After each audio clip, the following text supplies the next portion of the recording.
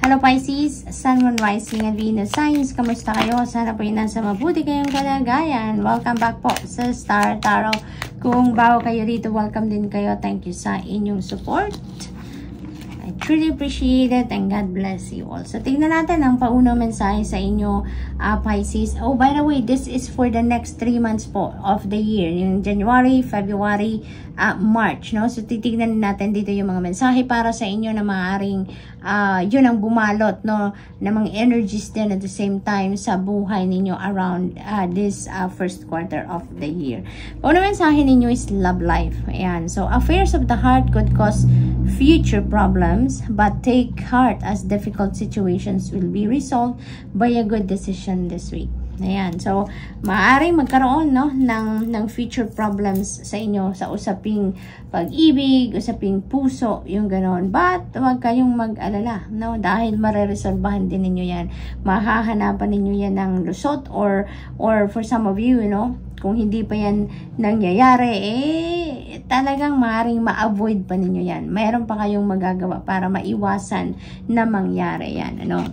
So, we have sexuality. Yan. Existing relationships could find a new passion and heightened sexual attraction. Opportunities for marriage and good family life are strong, but if single, beware of temptation and that could lead to trouble. Child will also bring great joy. So, maaaring iba sa inyo dito manganganak, no, Pisces? It's either manganganak na or maybe nagbubuntes pa lang sa ngayon, ano? For others of you, merong opportunity dito sa pagpapakasal kung meron na kayong karelasyon dati, no? Yung ganon. Or, if you are single, maybe may mga manliligaw sa inyo dito, meron siguro ditong pagkakataon na mamimit na ninyo ang inyong potential na maging partner sa buhay, no? Yung ganon. So, what else? Kuha tayo ng isa pa.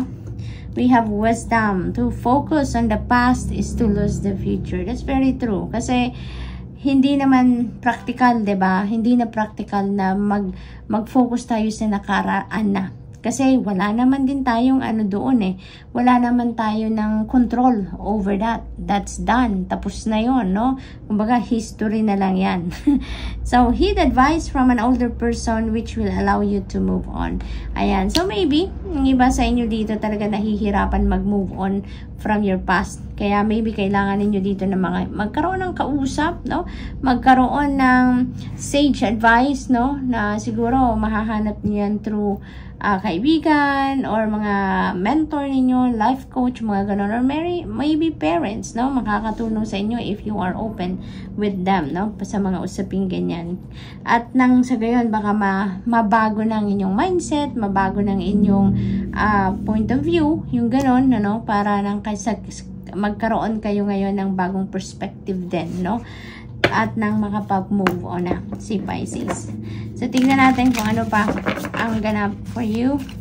We have stepping into power. Ayan, you are strong beyond measure. Yan ang maaaring ano ninyo ngayon, madiskubre about yourself, no? Hindi ninyo siguro sukat akalain na you are also a strong hearted, yung ganon.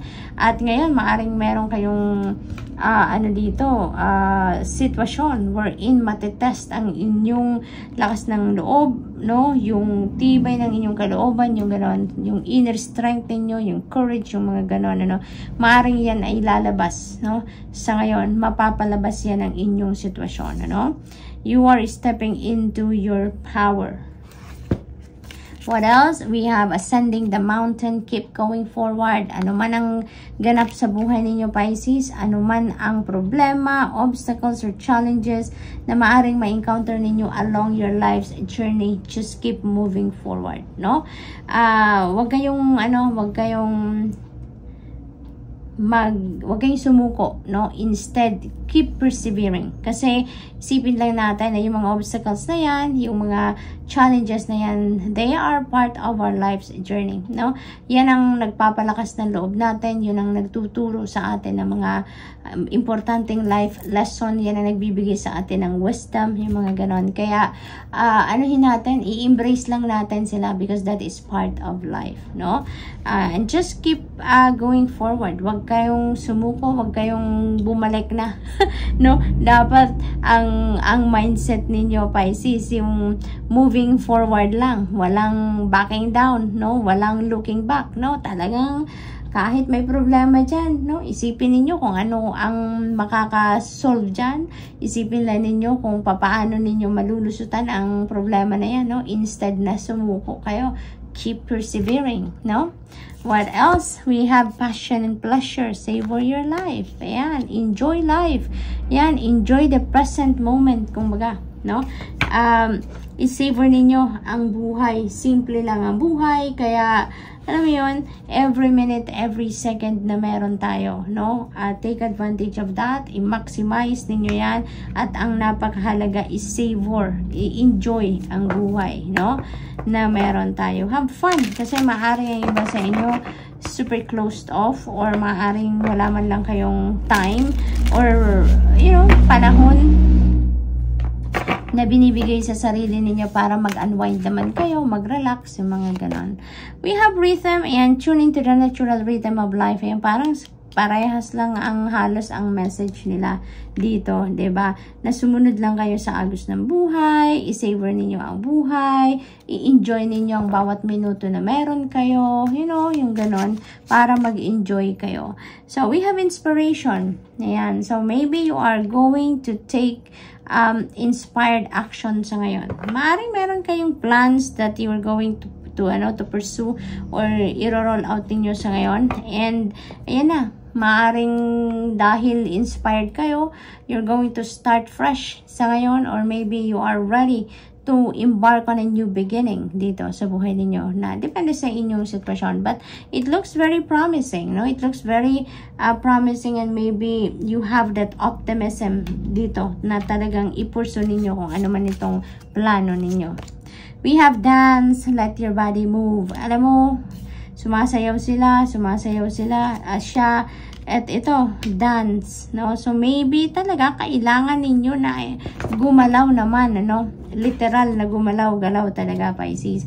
Maaring you are just so focused on working, maaring yun lang ang lagi ninyong, nandun lang ang oras ninyo, maaring siguro dalawang areas lang ang active, kumbaga, sa inyo, no? Yung family and work, maaring ganon. Kaya iniimbitahan kayo dito na gumalaw-galaw naman kayo, savor your life, at chillin lang, no? Mag-chill lang kayo. As long as sumusunod kayo sa divine guidance, sumusunod kayo sa bulong sa inyo ng inyong intuition, you know, you will be on the right direction at all times, no? Kaya yun din ang mahalaga. Ay ngayon, ang imbitasyon sa inyo, let your body move, no? Maaring physical activity din ito na invitation sa inyong gawin ninyo, exercise, mga ganon, no? And even your hobby, siguro, no? Maaring hindi nyo na yan nababalikan dahil focus na kayo sa ibang bagay, no? What else for Pisces? We have King of Pentacles. Napakaganda nito because maaari ang iba sa inyo will be promoted to a leadership role. Maaari din naman ang iba sa inyo ay nandun na kayo sa posisyon na very successful na kayo in terms of money, career, and finances. Maaring nandun na kayo sa posisyon na yan sa ngayon, no? This is also about wealth, no? And this is also about lucrative job offer, career opportunity, or business opportunity, something like that. Kaya napakaswerte din ninyo ngayon, lalo-lalo na kung naghahanap siguro ang iba sa inyo ng trabaho, naghahanap ng ekstrang pagkakakitaan, or, you know, talagang yung magiging source of income ninyo because maaaring magkaroon kayo or may dumating sa inyo dito na financial opportunities, no? Na big time. What else? We have the Star. Napakaganda. Napakaganda. This is about healing, no? This is about healing. Maaring ang iba sa inyo dito merong emotional na pinagdadaanan, no? Maaring that is related to your romantic relationships, no? Na pinagdadaanan ng iba sa inyo. Maybe nandito kayo sa healing process, no? At ito, tutulungan kayo ng Divine Universe na totally mag-heal na kayo, no? At maaring malampasan nyo na yan, makapag-move on na kayo sa buhay, no? Yung ganon. And dito sa Star Energy, there is new hope, there is new blessings na parating. There is new path na magbubukas para sa inyo. Binibigyan kayo dito ng support ng Divine Universe na makapagsimula kayo ng bagong buhay, no? This is also wish fulfillment energy. Kaya most likely, ang iba sa inyo dito, Pisces, meron kayong mga pangarap na maaring mag-come to fruition na. May mga wishes kayo na maaring mag-manifest na sa buhay ninyo sa ngayon. Kaya good luck po. We have Ace of Cups. Napakaganda. This is a new beginning energy. At saka ang super ganda nito kasi this is also divine blessing. Kung ano man ang sisimulan ninyo dito na bagong ganap sa buhay ninyo, no? Yan ay maaring hatid ng Divine Universe sa inyo sa ngayon. Maaring yan ang kailangan ninyo sa buhay, kaya at this point, kaya yun din ang ibibigay sa inyo, no? Kung ano nga ang kailangan ninyo, sabi ng Ace of Cups, no? Kung ano ang kailangan ninyo, that will be met sa ngayon. Dadalhan kayo ng Divine Universe ng kung ano ang kailangan ninyo, and hindi lang yung basta kayo bibigyan, but yung ibibigay sa inyo na biyaya dito is going to come in abundance, no? Kaya you would have more than enough, no? Para sa sarili ninyo, para sa mga kamahal ninyo sa buhay, you would have more than enough so that you can also share with other people. So yung blessing na to, this could be in an area of life. This could be love, this could be money, this could be career, this could be relationships, it could be anything. So good luck, Pisces, and that's all I have for you for the next 3 months. And thank you for watching. Love and light. Namaste.